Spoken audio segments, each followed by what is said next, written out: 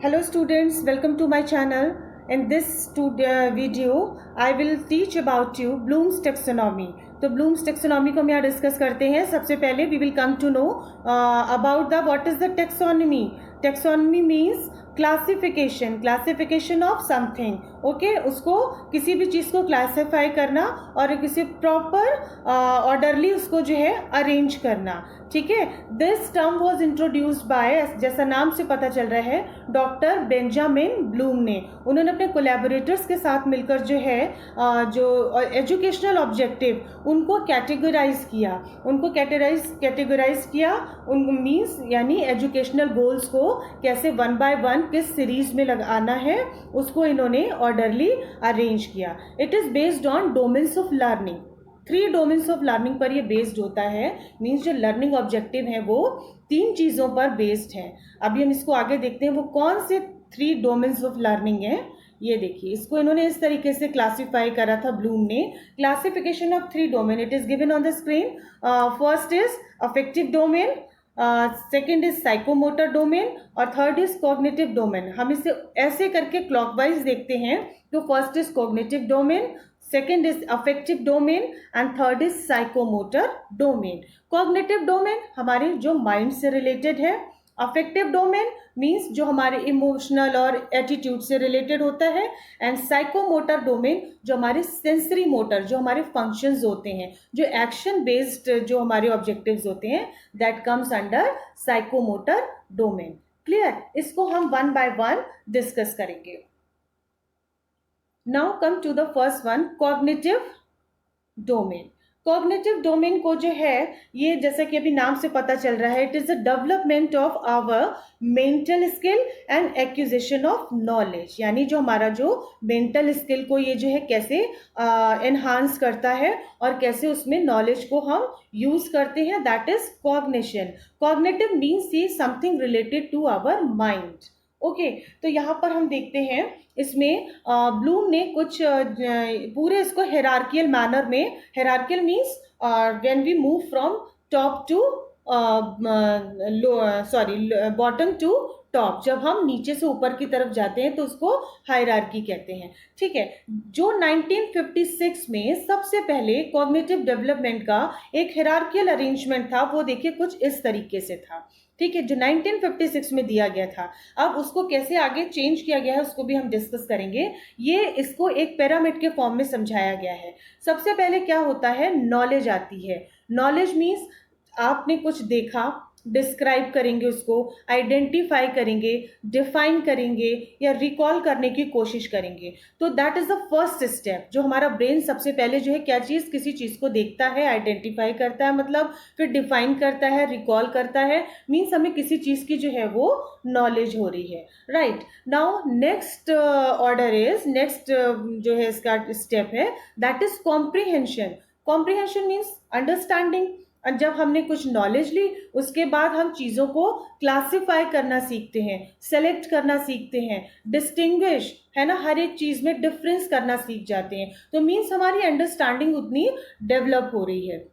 Right. तो that was about the comprehension. Next step is application. Application means to apply something. हमने knowledge ली, understanding हमारी बढ़ी, फिर हमने अपनी अंडरस्टैंडिंग को कैसे अप्लाई किया. ठीक है. तो उसमें हम क्या करते हैं, एप्लीकेशन किसी भी तरह से कर सकते हैं. कुछ कंपोज करके कर सकते हैं, कुछ डेमोन्स्ट्रेट करेंगे, या फिर कुछ प्रिपेयर अपनी कुछ डिस्कवरी करके फिर उसको अप्लाई करेंगे. मीन्स कहीं ना कहीं जो भी हमने नॉलेज गैदर की है, जो भी हमने अंडरस्टैंड किया है, उसको अब हम अप्लाई करेंगे. तो that comes under application. Now next step is analysis. Analysis का मीन्स क्या होता है, to break into small small parts, है ना. किसी भी चीज को एनालाइज करने का मतलब होता है कि उसका पूरी तरह से उसके बारे में जानना, हर छोटी छोटी चीज को एनालाइज करना, देखना, ऑब्जर्व करना और फिर कंक्लूजन तक पहुंचना, है ना. एनालाइज का मतलब हम कहते हैं ना, किसी चीज की एनालिसिस कर रहे हैं हम, तो मीन्स उसको बहुत उसकी थॉरो डीप स्टडी कर रहे हैं. ओके. तो दैट मीन्स यहाँ पे देखिए इतने सारे एनालिसिस का मतलब हो सकते हैं.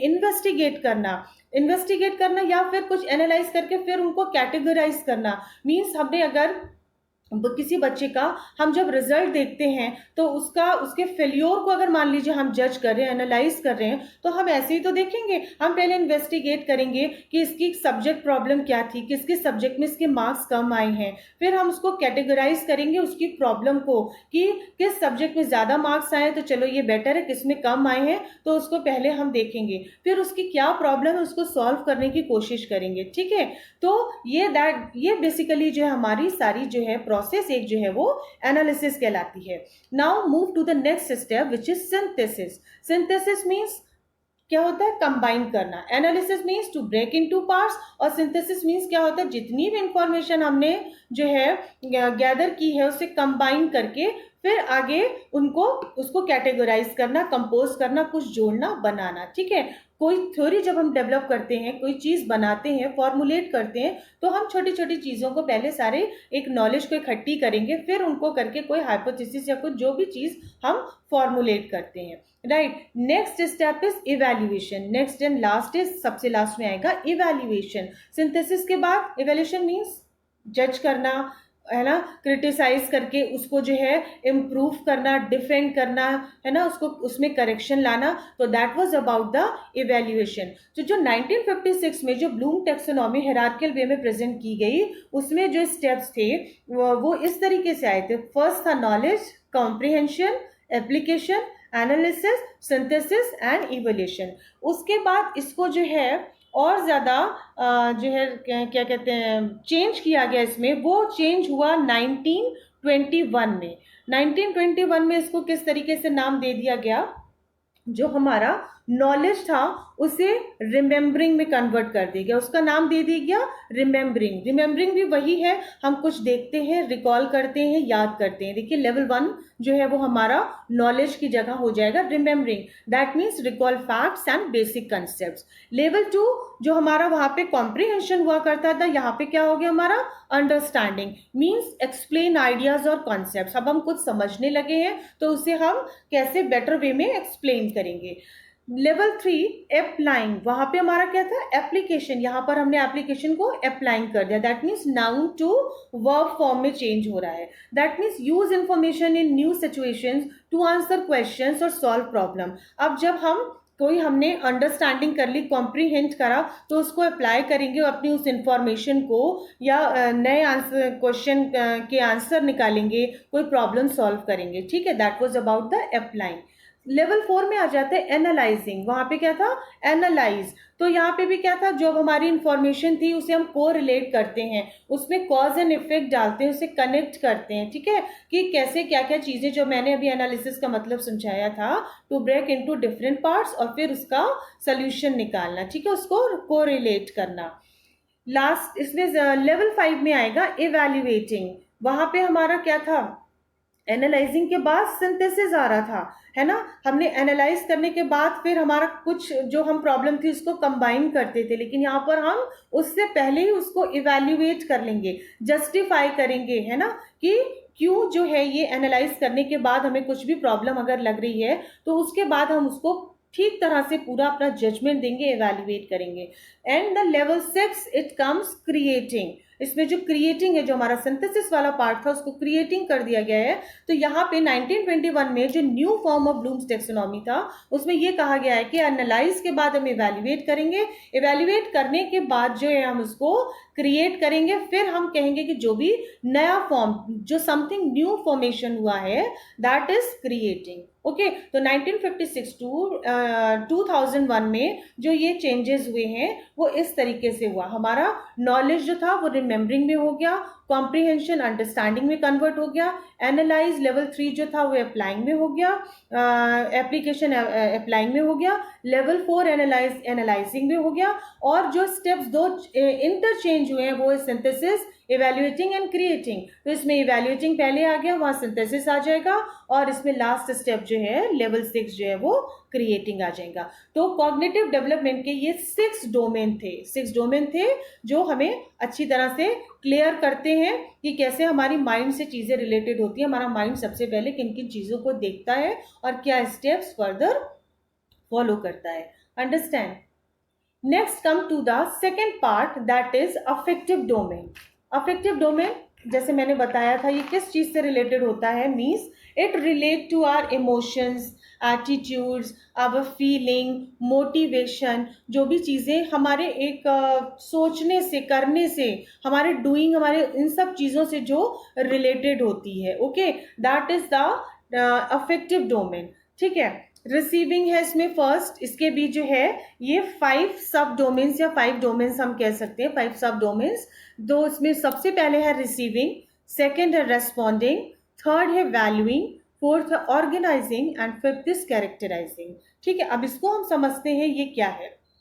रिसीविंग, रिसीविंग में यानी जो भी हम चीजें जो है, मान लीजिए सबसे पहले हमें किसी चीज का कोई आइडिया नहीं है, हमने कुछ सिर्फ ऑब्जर्व किया है, सिर्फ देखा है। ठीक है, इसको एक एग्जाम्पल के थ्रू समझते हैं कि सम पर्सन, उसने सबसे पहले कोई चीज रिसीव करी। रिसीव क्या करी उसने, मान लीजिए एक एग्जाम्पल ले लेते हैं, उसने देखा he saw a person helping poor, उसने देखा कि एक पर्सन जो है किसी गरीब की हेल्प कर रहा है, पुअर की हेल्प कर रहा है, तो that was about the receiving. ठीक है, responding, responding means students start participating in learning process. अब रिस्पॉन्ड कर रहा है, पहले उसने रिसीव किया, कुछ देखा, अब उसके बाद वो उसको रिस्पॉन्ड करेगा।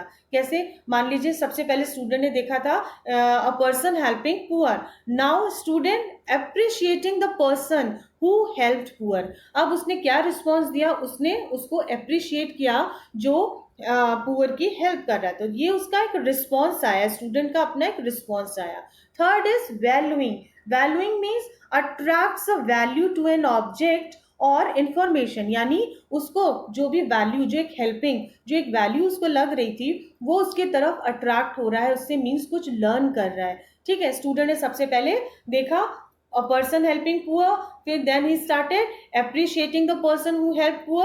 अब valuing मसने क्या, he gives value that the person who is helping the poor, उसने उसको appreciable, उसके लिए वो उसको वो वर्क लगा, उसके उसके लिए क्या वैल्यू आई कि that means it is a appreciable work to help poor, right?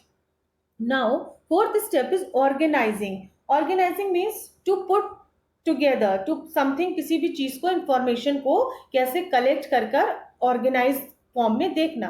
तो उसने क्या करा है ना, उसने now he organises is learning that how he helps poor. अब उसने ये सोचा कि इतनी सारी चीजें जब वो देख रहा है, इट इज एप्रिशिएबल वर्क है ना, तो उसके लिए क्या वैल्यू आई कि मीन्स कि वो कैसे पुअर की हेल्प कर सकता है, हाउ ही हेल्प्स पुअर। उसने उस इंफॉर्मेशन को अपने अंदर फील करना शुरू किया, उसके एटीट्यूड में चेंज आया, कुछ इमोशंस डेवलप हुए। ठीक है, now the fifth step is characterizing, characterizing या हम इसको कह सकते हैं internalizing, internalizing value, that means he tries to build abstract knowledge. अब वो जो है अपने दिमाग से सोचेगा, फील करेगा, उसको एक मोटिवेशन मिल रहा है उस वैल्यू के लिए to help people. Okay, that means अब वो उसकी हैबिट बन गई, it becomes a part of his character to help the poor, है ना। सबसे पहले उसने रिसीव किया, उसने देखा, उसे कोई आइडिया नहीं था, फिर उसने रिस्पॉन्ड किया, दैट मीन्स उसने अप्रिशिएट किया। थर्ड में वो उसको वैल्यू देने लगा, उसको लगा कि that is a appreciable work to help poor. Then उसने ऑर्गेनाइज करा, छोटी छोटी चीजों को देखकर फीलिंग आई उसके अंदर, कुछ एटीट्यूड्स उसका चेंज हुआ, दैट मीन्स उसने सोचा कि now how he can do something about this, है ना, can do something about poor. Characterizing में क्या चेंज आया ना, it becomes a habit, the part of his character to help the poor. तो that was about the affective domain, है ना, which is relate to our attitude और our behaviour. Understand? Now come to the third is psychomotor domain. Psychomotor domain, it is related to our sensory motor, हमारे जो means जो action based है ना, जो हमारे सेंसेस हमें फोर्स करते हैं किसी एक्शन को करने के लिए, किसी काम को करने के लिए, that is a psychomotor domain. इसके भी देखिए इतने सारे ये 1 2 3 4, इसके भी 5 6 जो हैं वो डोमेन्स दिए हैं, जिसको हम सब डोमेन्स कह सकते हैं। ठीक है, जैसे फर्स्ट देखिए imitation. Imitation means includes repeating an act that has been demonstrated or explained, and it includes trial and error until an appropriate response is achieved। imitation means किसी की नकल करना, है ना, किसी को भी हमने जो है कुछ देखा, फिर हमने उसको रिपीट करना शुरू करा, जैसे कि मान लीजिए बच्चे करते हैं ना, इमिटेट करना शुरू करते हैं बड़ों को देखकर भी, जैसे कि जो उनके बड़े कर रहे होते हैं वो उसको ही फॉलो करने लगते हैं, और एक जब तक कि उनको एक अप्रोप्रिएट रिस्पॉन्स अचीव नहीं हो जाता है। ठीक है। Second is manipulation. Manipulation means it includes repeating an act that has been demonstrated or explained. अब जो भी इमिटेशन के दौरान जो भी एक्ट रिपीट किया गया था, अब ये उसमें और ज्यादा मैनिपुलेशन करता है, मीन्स और उसको जो है अप्रोप्रिएट तरीके से उसमें और चेंजेस लाकर जो है उसको रिपीट करता है, शो करता है। Next is third is precision. Precision means response is complex and perform without hesitation. अब जो रिस्पॉन्स आ रहा है ना, जो भी उसने देखा, कोई इमिटेशन आया, इमिटेशन के बाद उसमें मैनिपुलेशन आया कि कैसे उसमें चेंजेस किए जा सकते हैं, फिर वही रिस्पॉन्स ऑटोमेटिकली विदाउट हेजिटेशन जो है वो परफॉर्म किया जा रहा है। ठीक है।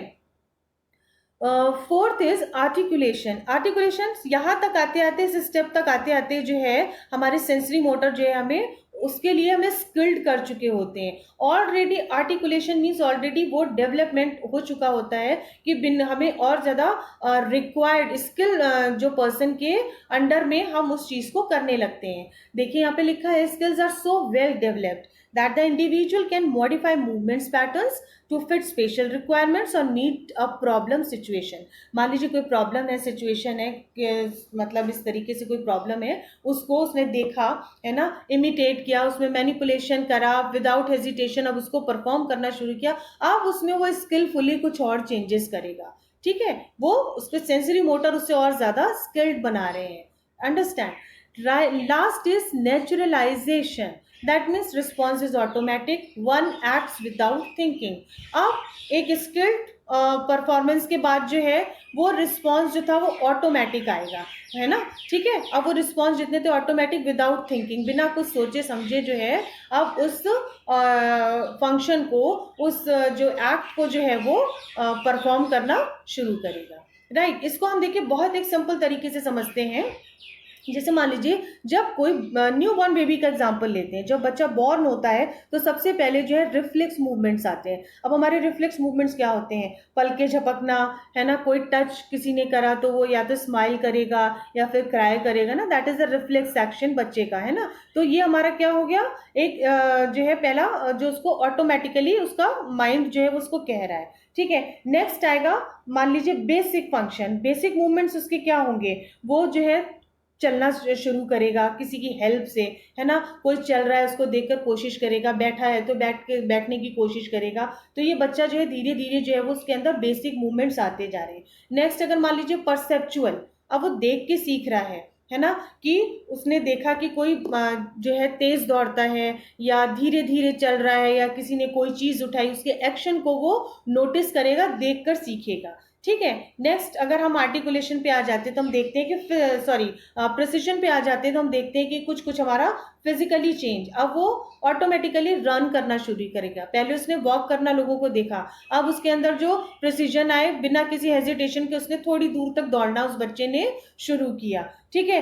नेक्स्ट आ जाता है articulation, that is a skilled performance, है ना, एक कोऑर्डिनेशन बनाएगा। वॉकिंग के बाद रनिंग, रनिंग के बाद अब वो हो सकता है जंपिंग स्टार्ट कर दे, कहीं जो है वो अपने आप को खुद को हैंग करना शुरू करे, लटकना शुरू करे, रस्सी कूदना शुरू करे, क्योंकि उसकी बॉडी में अब ऑटोमेटिकली वो स्किल्ड चेंजेस हो गए हैं। ठीक है। फिर आ जाता है नॉन डिस्कर्सिव और नेचुरलाइजेशन, है ना, विदाउट थिंकिंग वो रिस्पॉन्स आ रहे हैं, जैसे किसी थ्रू जेस्टर्स, अब वो जेस्टर्स के थ्रू जो है अपनी चीजों को कहने लगेगा, means we can say doing aspects उसके अंदर आने लगेंगे।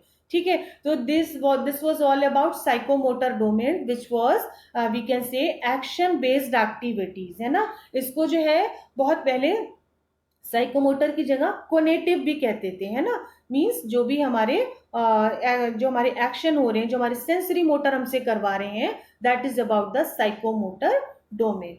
Okay, right. I think students it is clear to you all. Keep watching and keep learning. Thank you.